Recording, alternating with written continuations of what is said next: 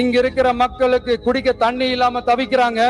அதுக்கு தீர்வா காவிரி தண்ணியை கொண்டு வரலாம், மக்களோட தாகத்தை தீர்க்க. கொண்டு வந்தாங்களா? இது ஓன் கண்டினியூ, நீ கண்டினியூ. இங்கிலாந்து குவீன் எலிசபெத் இருக்காங்களே, அவங்க not only England queen but அங்க என்ன கிணறு வெட்டிட்டு இருக்காங்க, பேசியா? நாகப்பட்டினத்துல தண்ணி இல்லையா, நான் திறந்த எல்லா குழாயிலையும் தண்ணி வந்தது. ஒருவேளை அவரு குழாயில வரலையா நான் தெரியல. யார் வம்புக்கும் போறது இல்ல, யார் தும்புக்கும் போறது இல்ல. நம்ம உண்டு நம்ம சோழி உண்டுன்னு போயிடுறது.